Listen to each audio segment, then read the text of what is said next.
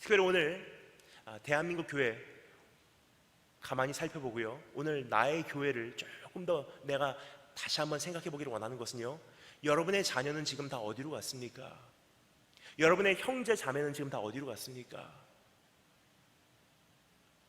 내가 내 자녀를 지키는 자리일까? 내가 내 형제를 지키는 자리일까? 주님께서 말씀하십니다. 그래, 네가 네 자녀를 지키는 자고 네가 네 형제를 지키는 자야.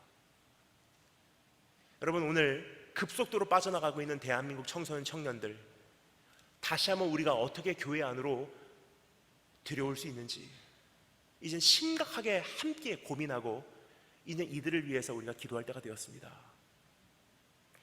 첫 걸음, 하나님께 돌아가자는 거예요. 돌아가면 또 한 번의 기회를 주실 수 있다는 거예요. 오늘 그렇게 원하시는 분만 아멘으로 화답해 주시면 감사하겠습니다. 처음 교회 나오신 분들을 위해서 제가 말씀드리겠습니다. 아멘이라는 것은요, 옳습니다, 맞습니다, 믿습니다라는 뜻이에요. 그러면 오늘 다 같이 정말로 그렇게 생각하시는 분들은 아멘으로 더 큰 소리로 화답해 주시면 감사하겠습니다. 자, 두 번째 따라 주시면 감사하겠습니다. 회개하라. 다시 한번 회개하라. 직접 읽어보겠습니다. 3절부터 6절 말씀 다 같이 한 목소리 읽겠습니다. 3절부터 6절 다 같이 읽겠습니다. 시작.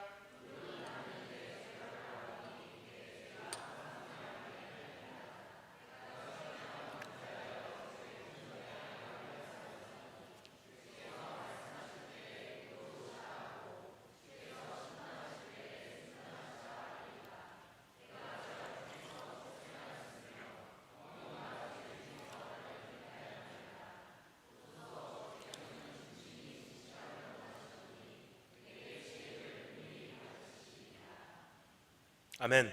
첫 번째는요, 기억하라. 하나님이 누구신지 기억하고 그분께 돌아오도록 작정하라는 거예요.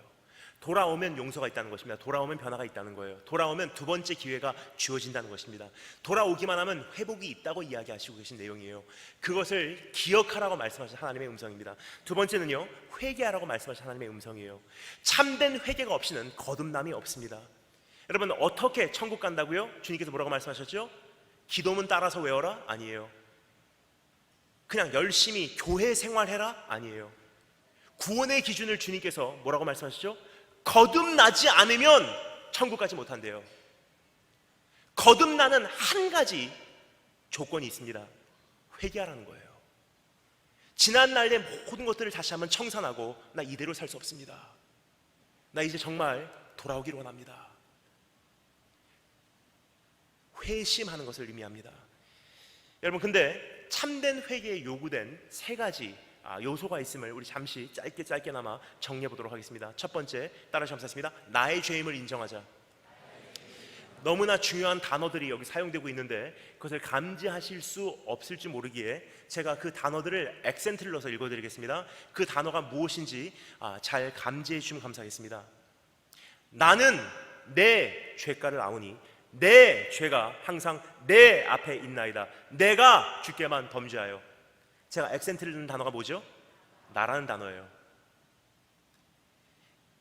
한 구절 안에 나라는 단어가 여기까지만이 사용됐다는 것은요, 다윗 왕의 기도하는 그 마음 밭에는요, 한 가지 단어가 지금 굉장히 강력하게 작동을 하고 있었다는 뜻입니다. 여기서 기도의 한 가지 참된 회개를 위한 요소를 우리가 발견할 수 있습니다. 그것은요, 내죄라는 거예요. 내죄. 우리가 한 가지 크게 오해를 하고 있습니다. 세상이 악해서 지금 이 시대에 청년들이 믿음 생활하기 힘듭니다. 여러분, 그것은요, 변명이에요. 우리 예수님께서 우리에게 세상을 맡기실 때 뭐라고 맡기셨죠? 세상에서 믿음 생활하는 거 행복할 것이다. 하지만 때로는 어려운 날도 있을 수 있어. 그날 많이 떠나갈 것이다. 아니에요. 처음부터 주님께서 우리에게 말씀하셨던 세상이요, 악한 세상을 전제로 악한 세상이 될 것이라는 것을 이미 말씀하시고 그 안에서 믿음을 지키도록 요구하셨다는 사실 여러분 기억하십니까? 너희가 세상에서 환난을 당하나 담대하라. 내가 세상을 이겨내라 하심이라. 너희는 세상의 빛이라. 너희는 세상의 소금이라. 소금이 그 맛을 잃으면 무엇으로 세상을 짜게 하리요? 무슨 뜻이냐면요, 세상이 악해서 내가 믿음 생활 지키기 힘든 게 아니에요. 내가 소금의 사역을, 소금의 사명을 감당하지 못했기 때문에 세상이 썩어져가는 원인이 된다는 것입니다. 근데 우리는 여전히 변명을 하고 있어요. 저 여자 때문에, 저 남자 때문에, 저 사람 때문에, 우리 엄마 아빠가 부부싸움하고 이혼해서 내가 가장 중요한 내 고등학교 시절에 그렇게 돼서 내 인생이 여기까지 와버렸습니다. 아, 세상이 이래서, 대한민국 정치가들이 저래서, 교회가 저래서. 주님께서 말씀하십니다. 변명하지 마. 진짜 변화가 일어나기 위한 한 가지 조건은요, 내 죄임을 인정하라는 거예요. 내 죄. 교회의 죄도 아니고요, 대한민국 사회의 죄도 아니고요, 이 시대의 죄도 아니고요, 내 죄라는 거예요. 오히려 하나님께서 우리에게 책망하시기 원하시는 또 한 가지 내용이 있습니다. 왜 너희는 빛과 소금의 사명을 감당하지 못해서 세상을 변화시키지 못했냐는 거예요. 세상 때문에 믿음 생활하기가 힘들어요. 그게 아니라 왜 바로 살지 못했냐는 거예요. 여러분, 우리 특별히 부모님들 가만히 생각해 주시면 감사하겠습니다. 여러분의 자녀들은 지금 어디서 무엇을 하고 있습니까? 주님 이 땅에 곧 오신다고 하는 지금 이 시대에 온 세계가 긴장 상태로 들어가고 있는 지금 이 시대에 여러분의 자녀는 주님 만날 준비되어 있냐는 거예요. 가만히 보면요, 참 안타까운 곳이 있습니다. 청년들이 왜 교회에서 빠져나갈까? 왜 세상이 교회에게 매력을 느끼지 못할까 하는 생각을 하게 돼요. 그 이유를 말씀드리겠습니다. 제가 말라기서를 읽다가 깜짝 놀랐어요. 말라기서 1장 내용이 뭐죠? 너희가 하나님께 온전한 제사를 드리지 못했다는 거예요. 온전한 제사를 드리지 못한 그 기준이 뭐죠? 부정한 것, 더러운 것, 추악한 것, 짜투리, 찌꺼기 드렸다는 거예요. 근데 거기서 한 걸음 더 나가서 하나님께 온전한 제사를 드리지 못했다는 그 기준이 뭐냐? 전체를 드리지 못했다는 거예요. 전체를 드리지 않으면요, 온전하지 못한 제사입니다. 따라서 감사하겠습니다. 전체를 드리지 않으면 온전하지 못한 것. 하나님께 합당한 제사는 전체를 드리는 거예요. 전체.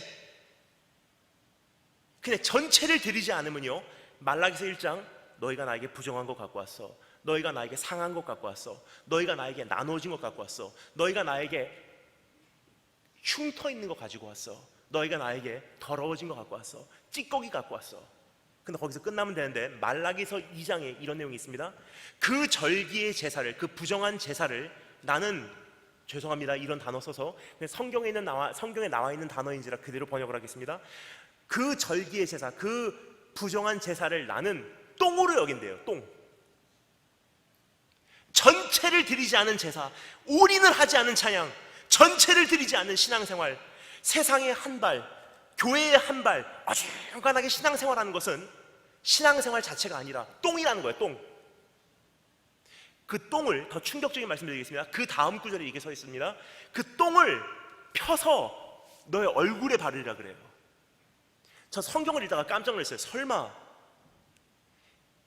그 성경이 분명히 말합니다. 그 똥 같은 제사를 펴서 너의 얼굴에 바르리라. 해석합니다. 이런 뜻이에요. 내가 드린 것이 뭐냐에 따라서 그것이 나의 영성의 형상이 된다는 뜻이에요. 내가 똥을 드리면요, 내 영성은 똥이에요. 내가 똥 같은 헌신을 하잖아요, 내 사역의 열매는 똥이에요. 내가 똥과 같은 예배를 드리면요, 그 예배에서 흘러나오는 은혜는 똥입니다. 내 신앙생활이 똥이면요, 내 자녀들이 보고 자란 믿음은 똥이에요. 따라서 내 믿음이냐, 생명 걸고서 내 믿음을 그대로 이제는 유지하냐, 아니면 부모님의 믿음으로까지로 이제 정리하냐의 시점에 섰을 때 그 자녀들은 보고 자란 게 똥밖에 없는지라 믿음을 버리고 세상으로 떠나가는 것은 정해진 사실이에요. 의아할 필요가 없습니다. 여러분, 내 자녀가 믿음 생활하지 못하는 것은요, 교회 잘못이 아니에요. 어떤 사역자 잘못이 아닙니다. 세상의 잘못이 아니에요. 부모인 내가 믿음 생활 잘 못한 내 잘못이에요. 내 부모가 예수 믿지 않는 것, 내가 정말로 가정 안에서 그리스도인같이 살았는지, 세상이 주님께 돌아오지 않는 것, 교회가 정말로 교회답게 세워져 있었는지. 좀 전에 말씀드렸죠? 참된 전도는요, 말로 하는 전도가 아니에요. 교회는 교회의 자리로 돌아오는 것, 성도는 성도의 모습으로 돌아오는 것, 예배가 예배의 모습으로 회복되는 것. 그때부터는요, 오지 말라 그래도 사람들은 우리 안에서 다른 것을 목격하게 돼 있어요. 참 다르다, 저게 생명이냐. 여러분 기억하십니까? 최근에 제가 소망교회, 여러분 소망교회 아시죠? 굉장히 연세가 많으신 분들이 많이 다니신 교회입니다. 서울 한복판에 있는 압구정동에 있는 소망교회, 거기에 제가 권사회 부흥회를 다녀왔어요. 참 재밌습니다. 할머니들만 저희 어머니 뻘 되시는 분들만 2,000명이 모이셨어요. 그리고 목사 남자 저 한 사람이에요. 그런데 이런 마음이 들더라고요. 그 교회는 정말로 성공하신 분들, 대한민국에서 내노라시는 분들이 많이 모이시는 곳이 소망교회예요. 그렇죠?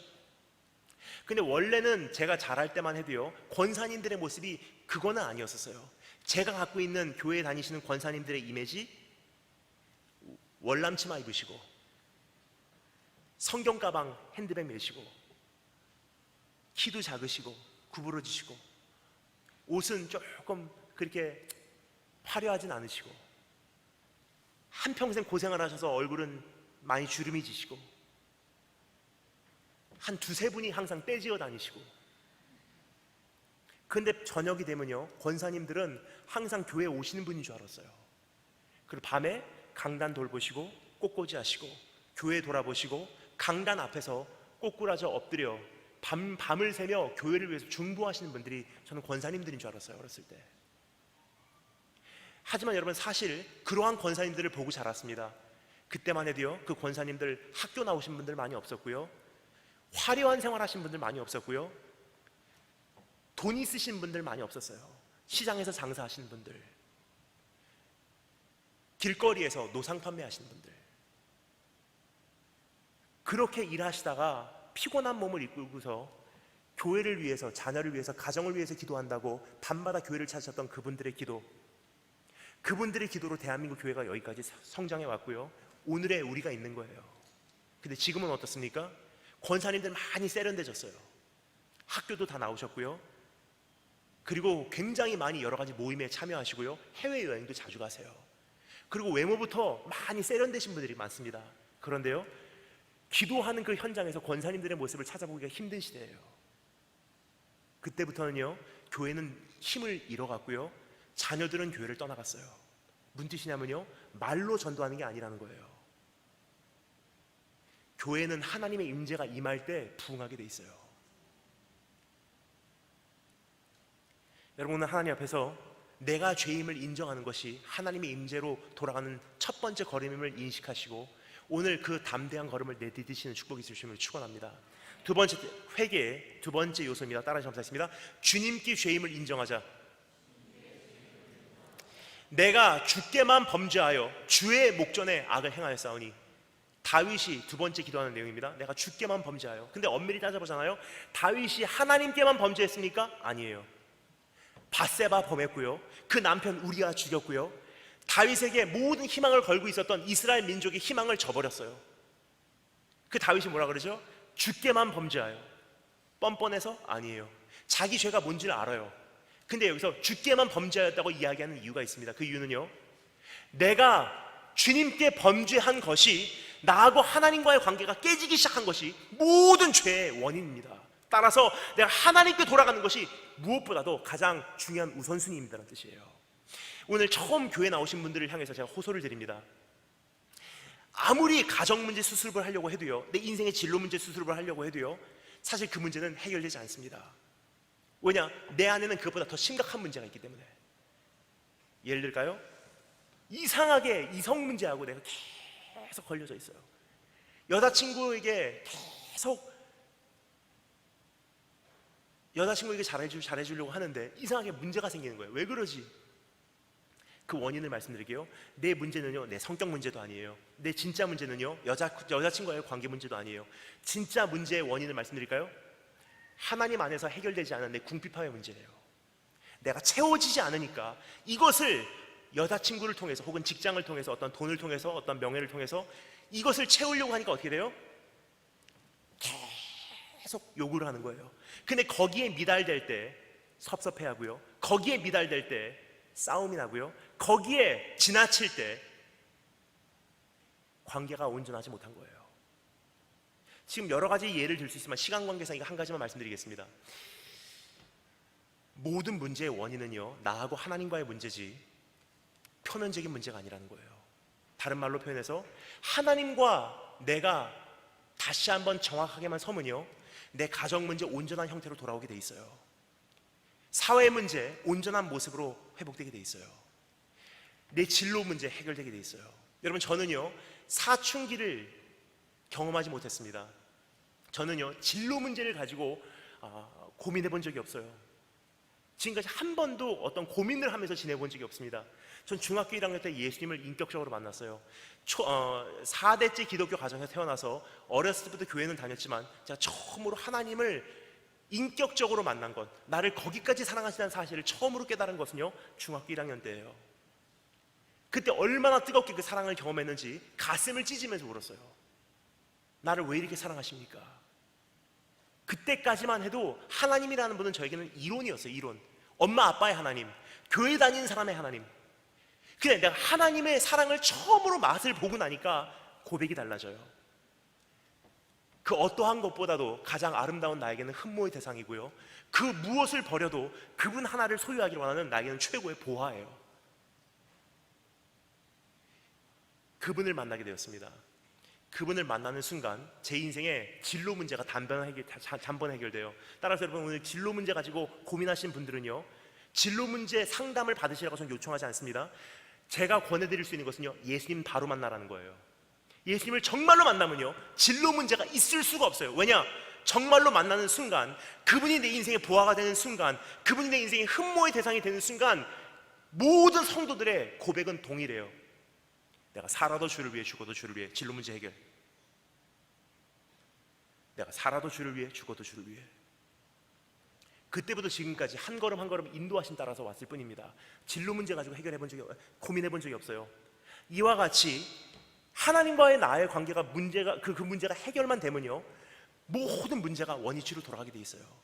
주님으로 채워지니까 더 이상 알코올로 채울 필요가 없고요, 주님으로 채워지니까 다른 사람에게 인정 못 받아도 괜찮고요, 예수 그리스도로 채워지니까 더 이상 세상에서 성공으로 내 자신을 증명 안 해도 괜찮고요, 주님으로 채워지니까 다른 사람이 나에게 악담을 해도 감당할 만해요. 내 인생의 가장 밑에서 나를 바치고 있는, 나를 끊임없이 사랑해 주신다는, 무조건적으로 사랑해 주신다는 하나님의 사랑이 내 인생의 모퉁이 돌이니까 가정이 산산조각 나고 내 인생이 뒤집어진 것 같으나 힘들지만 견딜만 합니다. 이것이 예수 그리스도 안에 있는 우리의 특권이에요. 예수 믿으면 복받고, 예수 믿으면 잘되고, 예수 믿으면 아무런 문제 없고가 아니라 세상에서 우리가 환난을 당합니다. 어려움이 있고요, 고난이 있고요, 똑같이 질병이 걸릴 수 있고요. 하지만 내 안에 계신 예수가 있기에, 무조건적으로 사랑해 주시기에, 세상 끝날까지 나를 버리지 아니하신다고 하기에, 네 부모가 너를 버릴지라도 내가 너를 버리지 아니하며, 그러기에 세상이 뒤집어져도, 내 인생이 산산조각 나도, 내 눈앞에서 부모님 이혼하고 가정이 산산조각 나도 힘들지만 견딜만 하다는 거예요. 주님과의 관계가 회복이 되면 모든 것이 회복이 됩니다. 오늘 문제 해결을 원해서 이곳에 오신 분들, 그 문제 해결점을 찾지 마시고 하나님과의 관계를 회복하시고 돌아가신 축복이 주시면 축원합니다. 세 번째 따라 감사했습니다. 주의 지혜를 소유하라. 첫 번째는 나의 죄임을 인정하는 것이고요, 두 번째는 주님께 죄임을 인정하는 것이고요, 세 번째 진짜 회개의 요소입니다. 하나님의 지혜를 소유하는 거예요. 여기 보면 참 재미난 표현이 기록되어 있습니다. 보소서 주께서는 중심이 진실함을 원하시오니 내게 지혜를 은밀히 가르치시리라. 회개를 하는 사람이 이상하게 지혜를 구해요. 왜 그럴까요? 성경에서 말하는 지혜는요, 우리가 생각하는 상식 지식이 아니기 때문에, 성경에서 말하는 wisdom, 히브리어, 구약 성경이 기록된 히브리어는요 허크마라는 단어예요. 허크마. 무슨 뜻이냐면요, 우리가 생각하는 지혜는 상식, 지식. 하지만 성경이 말하는 지혜는요, 따라서 감사했습니다, 기준, 표준이란 뜻이에요. 기준이란 뜻이에요. 무엇이 옳고 무엇이 그릇되고를 가려내는 하나님의 기준이에요. 그래서 여러분, 인류의 모든 원죄가 시작된 그 현장, 거기에 서 있었던 한 그루의 나무, 뭐죠? 선악과예요. 선과 악을 가려내는 나무. 근데 그것을 영어로 표현하면 뭐라 그러죠? The tree of knowledge. 지식의 나무, 지혜의 나무예요. 왜냐? 지식이라는 것은요, 선과 악을 가르는 기준이기 때문에. 근데 그 기준이 누구의 기준? 하나님의 기준이에요. 세상의 기준이 아니라 하나님의 기준이에요. 따라서 하나님께서 내 삶 속에 지혜를 설립하시기 시작하잖아요. 그때부터는 참 희한한 현상이 일어나요. 이제까지 죄로 여겨지지 않은 것들이 죄로 보이기 시작해요. 이제까지 대수롭게 여기지 않았던 것들이 어느 날 내 삶에 불편하게 되기 시작합니다. 여러분, 그래서 오늘 여러분에게 호소를 드리는 거예요. 오늘 성령님이 없이 이곳에서 어떤 복음 제시만 되면요, 진짜 변화는 일어나지 않습니다. 근데 오늘 성령님께서 오늘 이곳에 오셔서요, 오늘 처음으로 교회 오신 분들이나 기존의 교회를 다니시고 계신 분들이나 우리 안에 진짜 지혜를 설립하시잖아요. 하나님의 기준을 설립하시잖아요. 그때부터는 가슴을 찢고 싶어서 이대로는 살지 못하기에 변화를 추구하게 돼요. 하나님, 나 이대로는 못 돌아가겠습니다. 나 이대로는 못 살겠습니다. 나 이 길로 왔지만 이제는 이 길로 못 돌아가겠습니다. 나 이제까지 예수를 모르고 지냈는데 이제는 예수를 모르고 지낼 수가 없습니다. 나 이젠 정말 변화해야 되겠습니다. 나 더 이상 이렇게 살기 싫습니다. 그러한 고백과 그러한 회의가 내 삶 속에 일어나지 않으면요, 진짜 변화는 없는 거예요. 여러분 삶 속에 지금 다 잘하고 계시다고 생각하십니까? 어떠십니까? 여러분들 특별히 청년들에게 제가 호소를 합니다. 여러분 정말로 지금 다 잘하고 계시다고 생각하십니까? 우리 어르신들은 어떠십니까? 정말로 지금 다 잘하고 계시다고 생각하십니까? 잘하고 계시다고 생각하시면요, 지금 대한민국 교회의 청소년들, 청년들 지금 다 어디로 갔습니까? 또 한 가지 예를 들겠습니다. 여러분, 교회 안에 가만히 보니까요, 제가 오늘 이렇게 왜 말씀을 드리냐면요, 오늘 우리 교회뿐만이 아니라 대한민국 수많은 교회의 현실을 말씀드릴게요. 어디서부터 손을 대야 될지를 모르는 것이 오늘 대한민국 교회의 현실이에요. 구체적인 예를 드리겠습니다. 교회 안에서, 거기 성가대 앞에 봐줄래요? 찬양하는 것은 그렇게 중요하지 않습니다. 내가 예배드리는 모습이 더 중요합니다. 대한민국 교회 안에서 가장 심각한 문제는요, 지금 어디서부터 손을 대야 될지를 모르는 게 현실이에요. 오늘 이것을요, 우리 처음 교회 오신 분들께 우리가 포장을 할 필요가 없어요. 왜냐? 이미 욕을 듣고 있는 것이 대한민국 교회이기 때문에. 그래서 여러분, 교회의 진짜 모습을 보여주기를 원하는 것은요, 복음의 본질을 보여주는 거예요. 복음의 본질은 무엇입니까? 실수할 수 있어. 죄인들의 모임이, 하나님의 영광에 이르지 못한 우리들의 모임이 교회야. 그러나 우리들 같은 사람들을 들어서 세상을 변화시키시고, 우리들 같은 사람들을 용서하시고, 우리들 같은 사람들도 변화시킬 수 있다는 것이 하나님의 능력이에요. 내가 이 보배를 가졌으니 어디에? 질그릇에 담은 거예요. 연약한 나에게.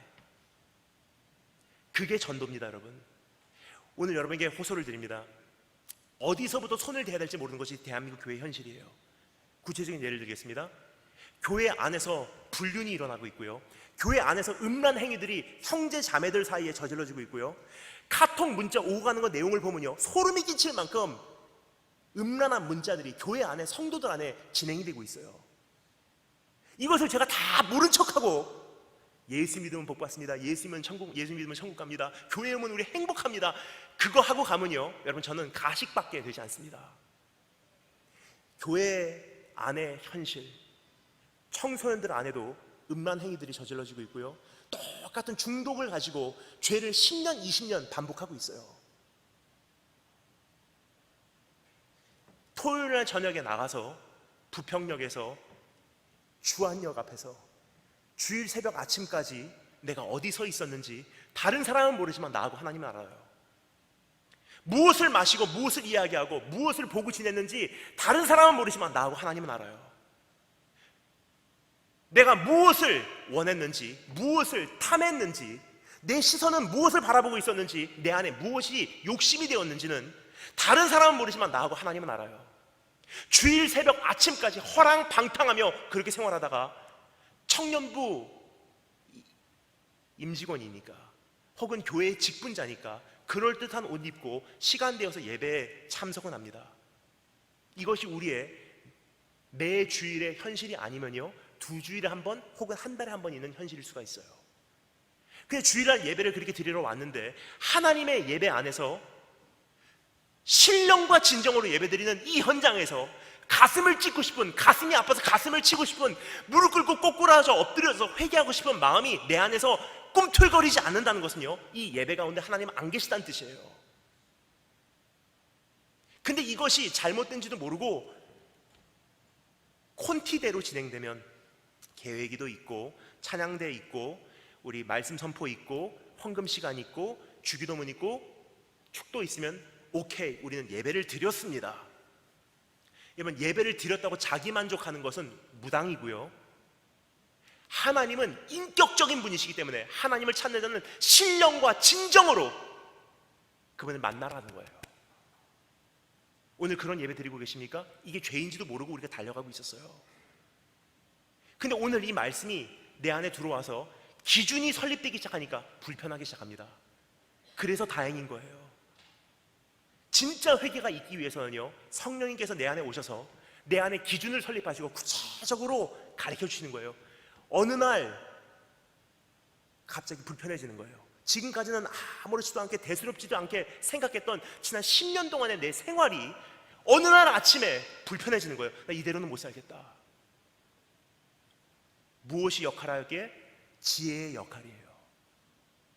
오늘 그 지혜를 소유하시고 진짜 회개가 이제부터 지속적으로 일어나기를 주님으로 축원합니다. 첫 번째, 기억하라. 두 번째, 회개하라. 세 번째, 따라 점사했습니다. 갈망하라. 저에게 주어진 시간이 조금 더 남았기에 세 가지를 우리가 짧게 살펴보고 마치겠습니다. 세 번째, 다시 한번 따라 점사했습니다. 갈망하라. 다 같이 읽겠습니다. 7절부터 12절 말씀 함께 읽겠습니다. 7절부터 12절 다 같이 한 목소리로 읽겠습니다. 시작.